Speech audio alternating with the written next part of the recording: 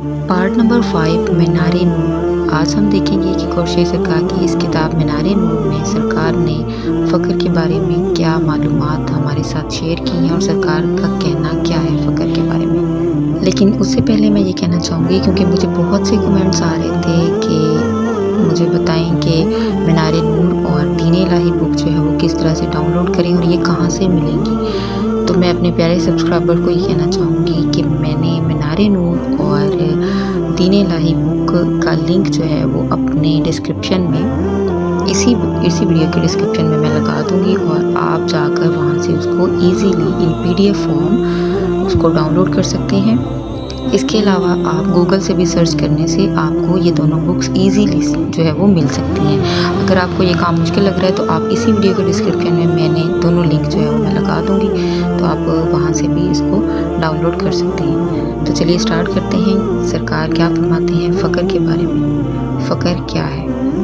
فقر دو قسم کے ہوتے ہیں۔ ایک کے متعلق حضور پاک صلی اللہ علیہ وسلم فرماتے ہیں، ترجمہ: میں نگو نثار فقر سے پناہ مانگتا ہوں۔ یہ فقر کی ایک قسم ہے۔ دوسری جگہ فرماتے ہیں کہ ترجمہ: فقر میرا فخر ہے، یعنی کہ فقر میرا ورثہ ہے، بحوالہ نور الہدیٰ سے۔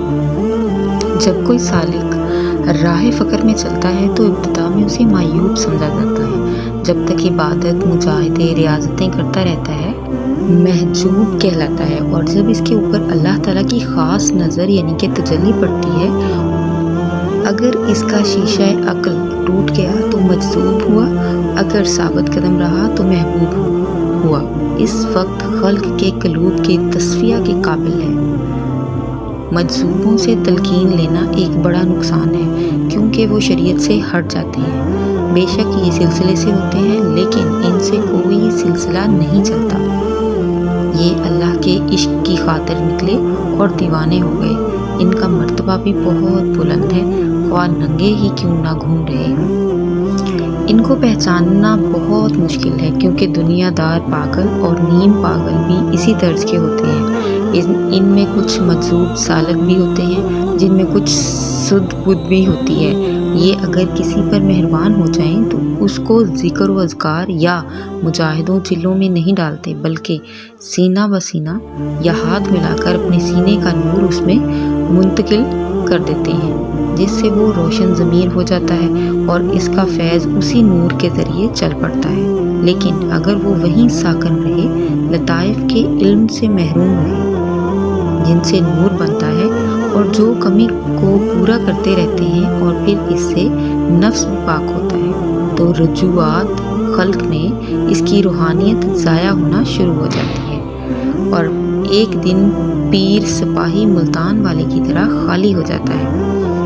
اکثر بخشش والوں سے یا تو چھن جاتا ہے یا ضائع ہو جاتا ہے، لیکن اگر بخشش کے ساتھ کسب بھی ہو تو وہ برقرار رہتا ہے۔ یہی وجہ ہے کہ مادرزاد ولیوں نے بہت بلند مراتب کے لیے ذکر و فکر، مجاہدے اور ریاضتیں کی۔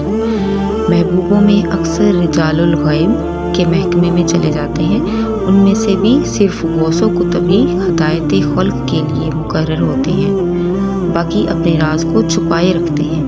ہر 40 میل کے علاقہ میں ایک ڈیوٹی ہوتی ہے، ان کو کشف الخاص ضرور ہوتا ہے، جس کے ذریعے آپس میں ایک دوسرے سے بات چیت کرتے ہیں، حج کے مواقع پر اکٹھے ہوتے ہیں۔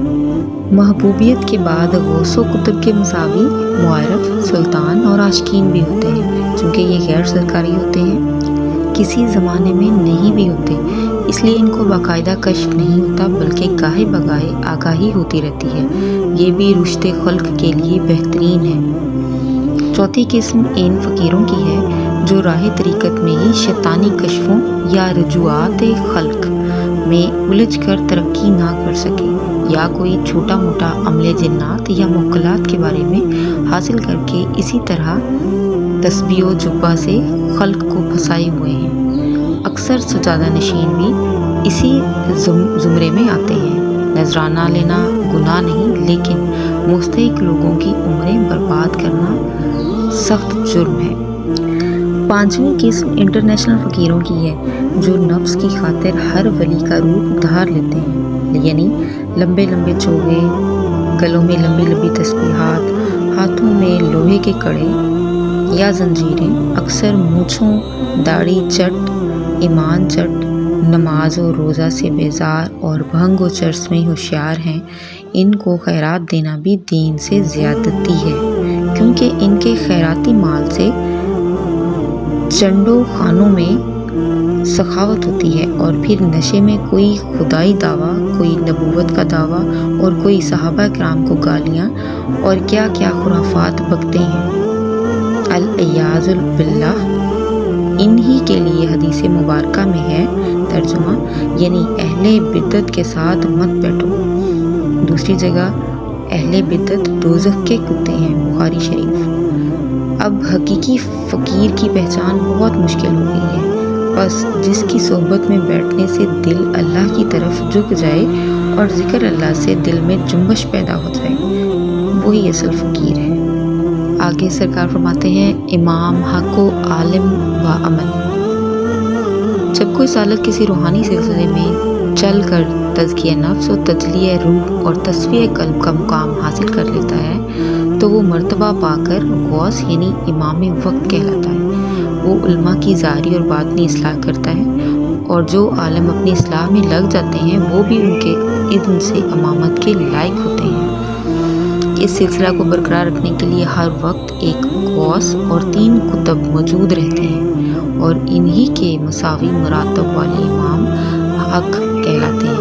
कोई भी आलिम फारुग़ुल तहसील होकर इस वक्त तक इमामत के लायक नहीं, जब तक उनके सिलसिला में दाखिल होकर इजाज़त याफ्ता ना हो, क्योंकि हाफिज़ व दिमाग से, कारी ज़ुबान से, आलम किताब से, आबिद व ज़ाहिद अमाल से, लेकिन इमाम हक़ ज़ुबान सल्ले अला से होते हैं, और बाकी इमाम इस इमाम के इज़्न से, तब इमामत दुरुस्त है, वरना मशकूक है, क्योंकि शक वाली हर चीज़ मकरूह है।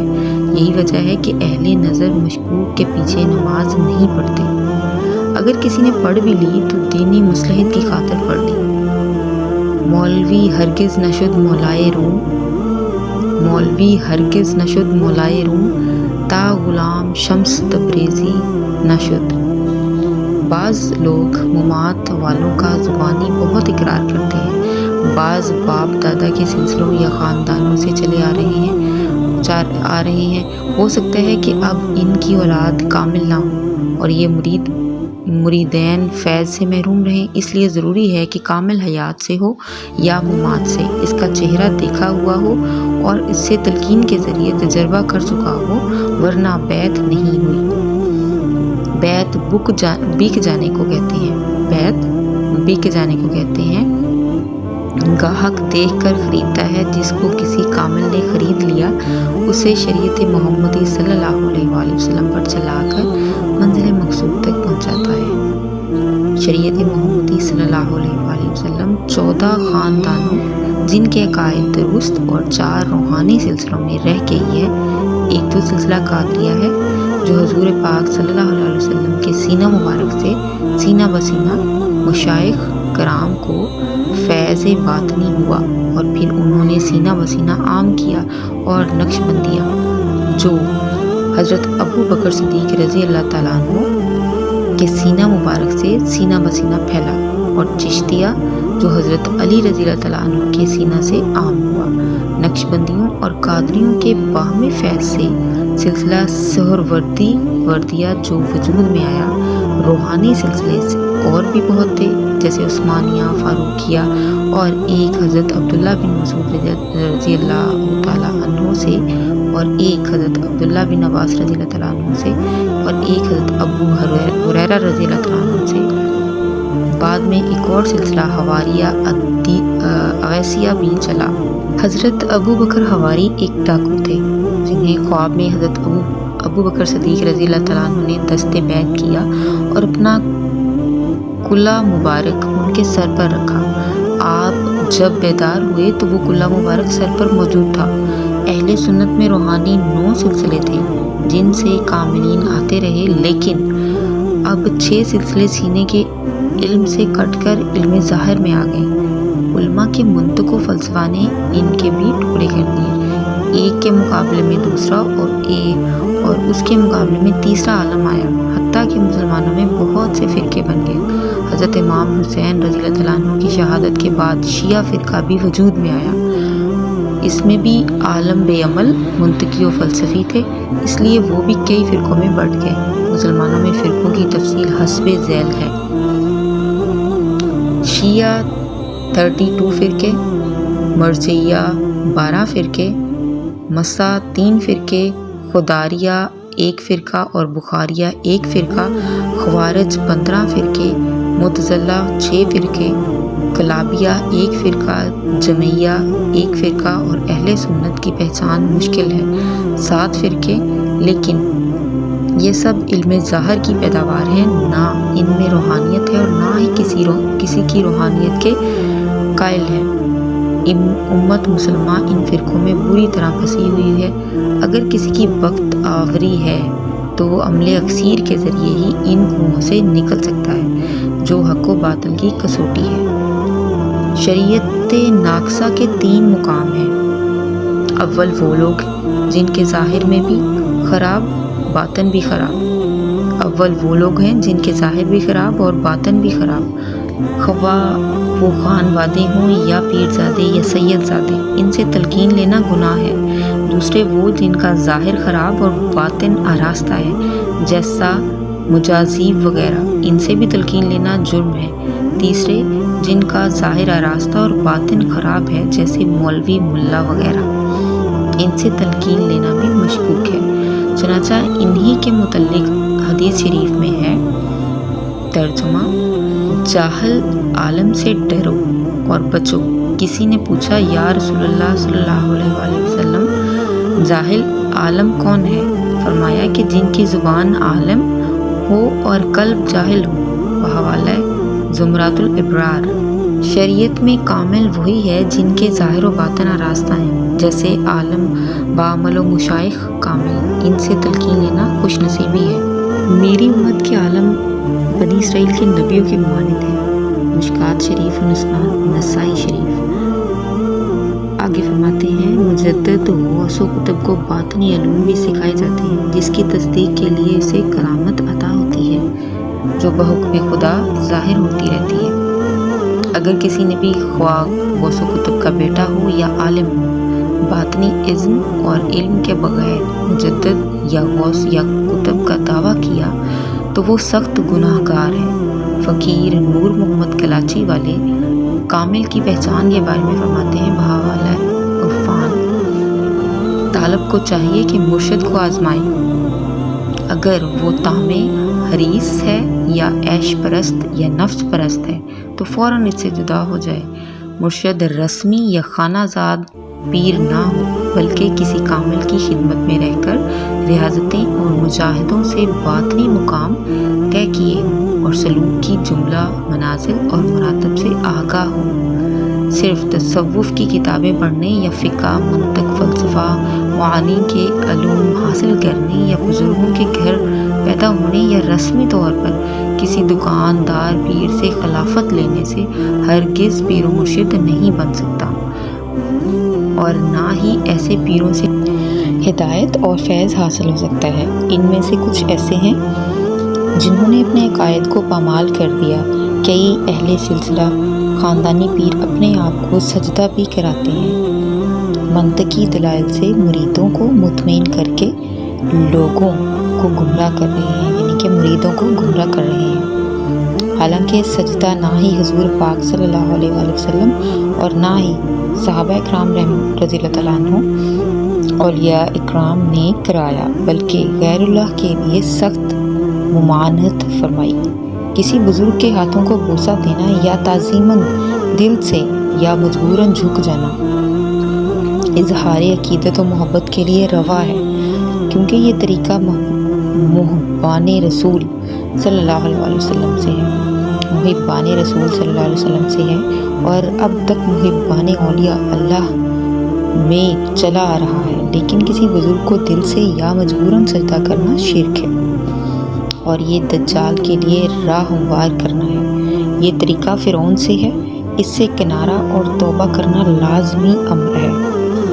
قصور امت کا بھی ہے، جن کے گھر قرآن مجید ہوتے ہوئے بھی مسلمانی سے بے خبر ہیں۔ چاہیے یہ تھا کہ جو مسئلہ سمجھ میں نہ آئے اور علماء کا بھی متفقہ فیصلہ ہو، جیسے نماز، روزہ، حج، زکوٰۃ، ان پر دل سے عمل کرے، اور جو مسئلہ سمجھ میں نہ آئے اور علماء بھی اس میں مختلف ہو، اس طرف دھیان نہ دے۔ اس طرح کوئی بدعت والی بات اگر پیروں فقیروں میں دیکھے تو ان سے جدا ہو جائے، کیونکہ افضل اور حق بات کلام اللہ کی ہے، اور کسی بھی عالم یا پیر کو قرآن پاک پر فضیلت نہیں۔ کوئی بھی دو کام جس سے بدعت، فسق و فجور یا دین کی تباہی کا خطرہ ہو، وہ گناہ در گناہ ہے۔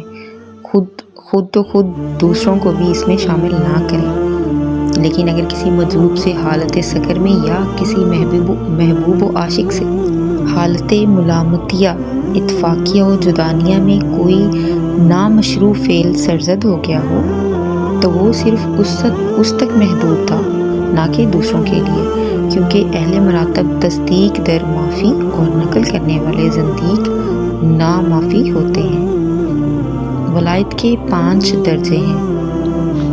یقین کریں اتنا قیمتی اور اتنی پر نور یہ تحریر ہے، اور دل کرتا ہے کہ اس کو پڑھتے اور آپ کے ساتھ شیئر ہی کرتے جائیں، لیکن ٹائم جو ہے وہ ہمیں اس کا بھی خیال کرنا پڑتا ہے۔ ویڈیو زیادہ لمبی ہو جاتی ہے، تو جس کی وجہ سے مجھے اس کو سکپ کرنا پڑتا ہے۔